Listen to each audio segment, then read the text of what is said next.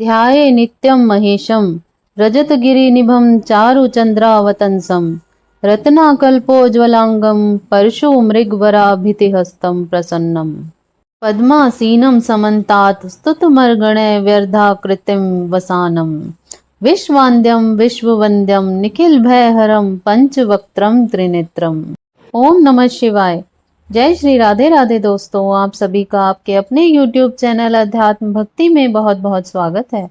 आइए आज आप सब सुनेंगे सोम प्रदोष व्रत की कथा। जब भी सोमवार के दिन प्रदोष व्रत होता है तो सोम प्रदोष या सोमवार प्रदोष व्रत के नाम से जाना जाता है। जो भी भक्तजन सच्ची श्रद्धा के साथ, नियम और निष्ठा के साथ सोम प्रदोष का व्रत धारण करते हैं तो इससे व्यक्ति को अभीष्ट सिद्धि की प्राप्ति होती है। प्रदोष का व्रत प्रत्येक माह के कृष्ण पक्ष और शुक्ल पक्ष की त्रयोदशी तिथि के दिन जब भी प्रदोष काल का समय प्राप्त होता है उस दिन यह व्रत धारण किया जाता है। प्रदोष का व्रत भगवान शिव जी को अति प्रिय होता है। इसे धारण करने से 100 गायों को दान करने के बराबर पुण्य फलों की प्राप्ति होती है तथा व्यक्ति के पापों का नाश होता है और अंत में भगवान शिव जी के धाम की प्राप्ति होती है। इस दिन विशेष प्रकार से प्रदोष काल के समय भगवान शिव जी का पूजन किया जाता है। प्रदोष काल का समय सूर्यास्त के 1 घंटे पहले और 1 घंटे बाद तक के बीच का जो समय होता है यह समय प्रदोष काल का होता है और इस दौरान भगवान शिव जी का विशेष प्रकार से पूजन करना चाहिए जिससे भगवान भोलेनाथ अपने भक्तों पर अति प्रसन्न होते हैं, अपने भक्तों के सभी प्रकार के दुखों को दूर करते हैं तथा सुख और समृद्धि का आशीर्वाद प्रदान करते हैं। तो आइए सुनते हैं सोम प्रदोष व्रत की कथा। तो आइए पहले भगवान शिव जी का ध्यान करते हैं। हे भगवान भोलेनाथ, आप करोड़ों चंद्रमा के समान कांतिवान त्रिनेत्रधारी, मस्तक पर चंद्रमा का आभूषण धारण करने वाले, पिंगल वर्ण में जटा जूटधारी, नीले कंठ तथा अनेक रुद्राक्ष मालाओं से सुशोभित, वरद हस्त्र त्रिशूलधारी, नागों के कुंडल पहनने वाले, व्याघ्र चर्म धारण किए हुए, रत्न जड़ित सिंहासन पर विराजमान शिवजी हमारे सारे कष्टों को दूर कर सुख और समृद्धि का आशीर्वाद प्रदान करें। तो बोलिए प्रेम से भगवान भोलेनाथ की जय, माता पार्वती की जय, सर्व देवी देवताओं की जय। कथा के अनुसार शौनका आदि ऋषि के पूछने पर श्री सूत जी बोले, हे ऋषिवरों, अब मैं सोम प्रदोष व्रत का महात्म वर्णन करता हूँ। इस व्रत को करने से शिव पार्वती प्रसन्न होते हैं। प्रातः स्नान आदि कर शुद्ध पवित्र हो शिव पार्वती का ध्यान करके पूजन करें और अर्घ्य दें। ओम नमः शिवाय इस मंत्र का 108 बार जाप करें, फिर स्तुति करें। हे प्रभु, मैं इस दुख सागर में गोते खाता हुआ ऋण भार से दबा ग्रह दशा से ग्रसित हूँ। हे दयालु, मेरी रक्षा कीजिए। शौनका आदि ऋषि बोले, हे पूज्यवर महामते, आपने यह व्रत संपूर्ण कामनाओं के लिए बताया है। अब कृपा कर आप यह बताने का कष्ट करें कि यह व्रत किसने किया, वह क्या फल पाया। सूत जी बोले, एक नगर में एक ब्राह्मणी रहती थी। उसके पति का स्वर्गवास हो गया था।